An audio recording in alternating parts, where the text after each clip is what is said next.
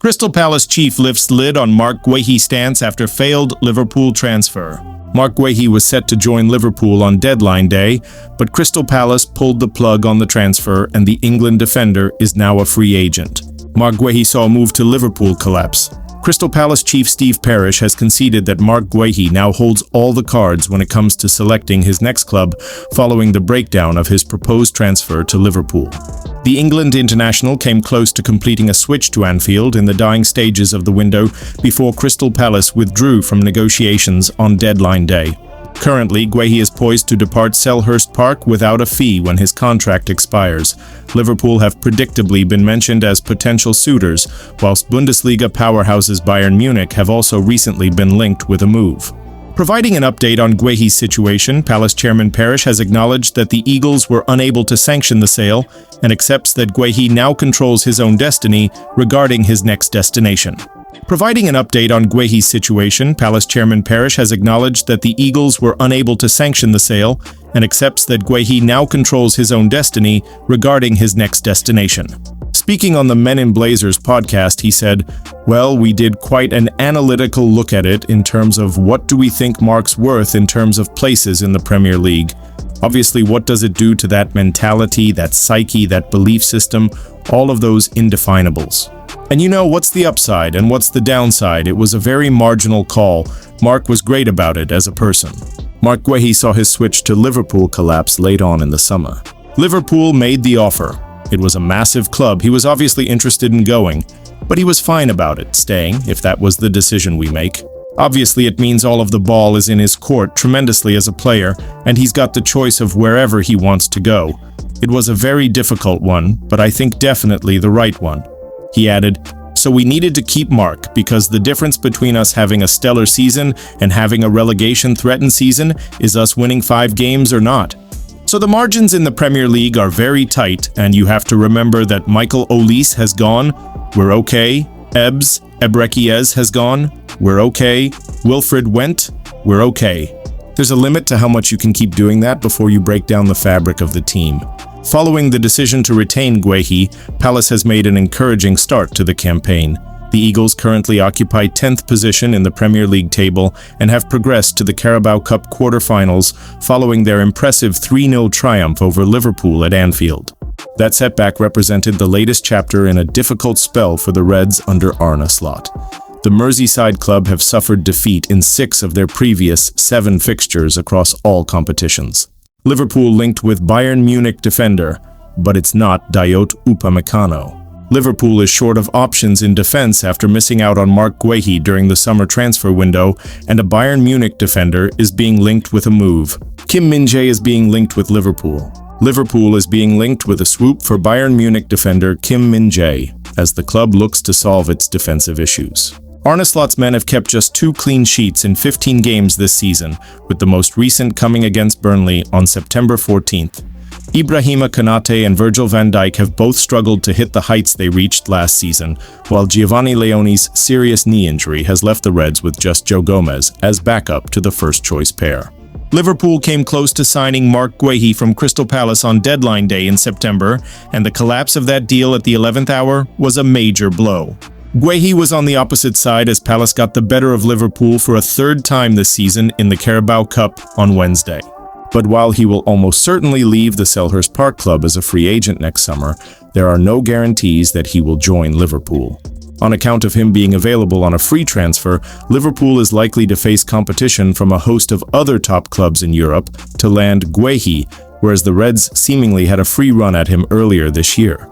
Dayot Upamecano has also been linked with a move to Liverpool in recent weeks. Spanish outlet Fichajes, which is admittedly not the most reliable transfer source, says Kim has emerged as a possible defensive target for Liverpool. The Reds have also been linked with a move for another Bayern defender in Dayot Upamecano in recent weeks. Kim has been at Bayern since joining the Bavarian club from Napoli in 2023, but he is currently not in Vincent Kompany's first-choice defensive pairing. That is made up by Jonathan Tah and Upamecano. It is claimed that Bayern will not make a hasty decision on Kim's future and will at least give him until the end of the season to prove his worth to boss Kompany. Inter Milan and AC Milan are said to be the favorites to land Kim should he end up leaving Bayern, but the Premier League is a possible destination for the 28-year-old, with Chelsea and Spurs also linked. Were Bayern to ultimately decide to sell Kim, the club would reportedly want to recoup the amount of money it paid Napoli to sign the South Korea international. Bayern spent $50 million, $58 million on Kim 2 years ago. Arne Slot makes Liverpool kids part of the misery in sacking footnote. Alexis Mac Allister in the rain for Liverpool. Arne Slot claiming he's trying to create a pathway for young players to play in front of 60,000 people, as justification for his team and squad selection will have offered scant consolation for the majority of those 60,000 supporters, who will have hoped to watch the senior Liverpool team fronting up and possibly winning a rare game of football rather than the kids lose one. They will have seen through that nonsense in any case, even without their manager revealing the second, much more convincing reason for ceding this game to Crystal Palace.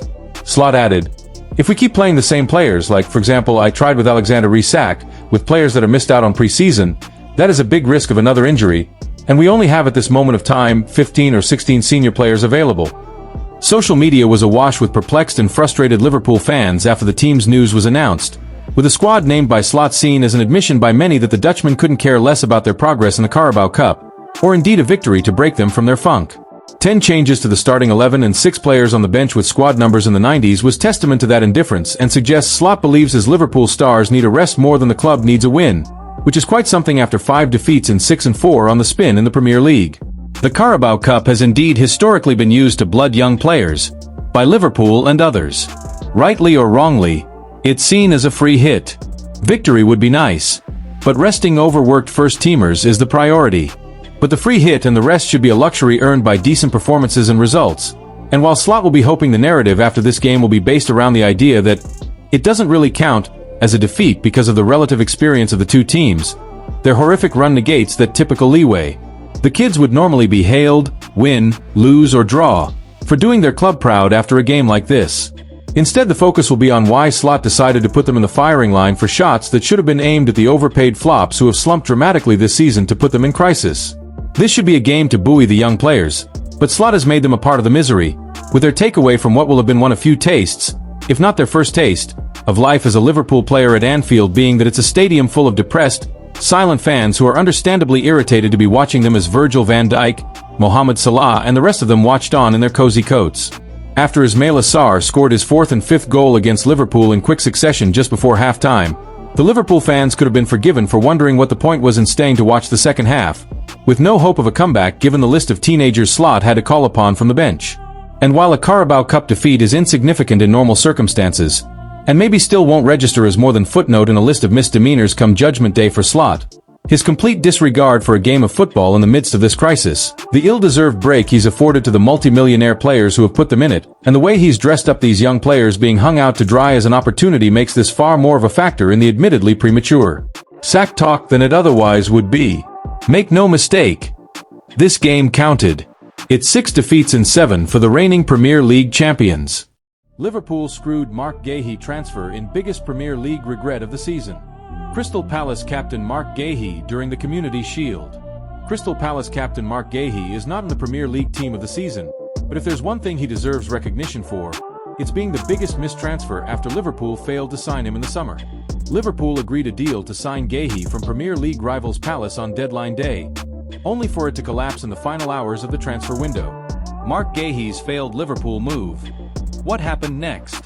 Liverpool entered the season lacking sufficient centre-back depth. Ibrahima Konate exposed and unable to be pulled from the firing line. Virgil van Dijk's performances decline as a result. Guehi remains professional and is flying with the Eagles. Guehi has continued to establish himself as one of the Premier League's leading centre-backs, and a key player for England ahead of next summer's World Cup in North America.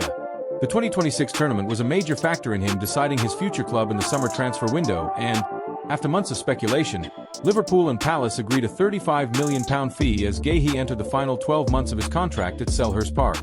The Eagles had agreed a deal to sign Igor Julio from rivals Brighton, but the player backed out at the last minute and joined West Ham instead, for some bizarre reason. With no replacement secured for his captain and most important player, Oliver Glasner and Palace pulled the plug on the deal, and Guehi stayed put. This left Liverpool short at the back, though they did only reach an agreement with Palace in the final hours of a 12-week-long transfer window, so really, they only have themselves to blame. No failed transfer has had a bigger impact than Guehi to Liverpool. Following the close of the summer window, Liverpool boss Arne Slot was left with a serious lack of centre-back depth, underlined when he tried to ease concerns about missing out on Guehi by insisting midfielders Ryan Gravenberch and Wataru Endo could play there if needed. His centre-back pairing of Ibrahima Konate and Virgil van Dijk were still regarded as one of the best in the Premier League, but an injury to either could have been disastrous in their title defence. This isn't to disrespect Joe Gomez or Giovanni Leone, but the former is injury-prone and doesn't seem to be trusted by Slot, and Leone is only a teenager and new to English football. Those two don't provide nearly enough depth behind the injury-prone Konate and 34-year-old Van Dijk. And Leone's season-ending ACL injury on his debut made matters worse. Ironically, neither starter has suffered an injury in the opening 3 months of 2025-26, but their performances have gradually declined. Van Dijk started the season strongly, but Konate's incredible downturn in form has rubbed off on his captain in recent weeks, notably in Saturday's defeat at Brentford, a fourth Premier League loss in a row for the champions. Konate's performances have been horrendous compared to last season and, with Van Dijk also beginning to struggle, fingers are being pointed at the midfield protection, the fullbacks, and how Slot sets up his team. The addition of Guehi might not have completely changed Liverpool's season, but it would have forced Konate to perform or lose his place, given Slot a superb backup for the underperforming Frenchman, and potentially steadied the backline. With Guehi alongside Van Dijk, there's a decent chance Liverpool's defense would look a lot stronger. The Reds really get it by waiting so long to agree a deal with Palace. The England international is available on a free transfer at the end of the season, and while Liverpool remain favourites to sign him, the lack of a transfer fee could invite Bayern Munich and Real Madrid into the mix, a frightening prospect for the champions. Mark Guehi, a notable omission from 2025-26 Premier League team of the season. Guehi's form has been tremendous again this campaign as Liverpool falter in the Premier League, losing their last 4 to fall to 7th in the table. Palace, meanwhile, were on a 19-match unbeaten run until defeat at Everton on October 5th, a week after beating Liverpool at home and ending Slotside's 100% record in the league. Despite his top-notch performances for the Eagles, Guehi doesn't feature in our Premier League team of the season based on WhoScored ratings. In fact, there are 4 centre-backs with a higher average match rating in the top flight this campaign. Making the team are Arsenal's Gabriel Magalhaes and Sunderland's summer signing Nordi Mukiel. Also ahead of Guehi are Bournemouth's Marco Senesi and Sunderland's Dan Ballard, while Chelsea's Trevoh Chalobah has the same rating, 7.20. Having played every minute for 10th place Palace this season, Guehi has been superb, and is clearly a player Liverpool will regret missing out on in the summer.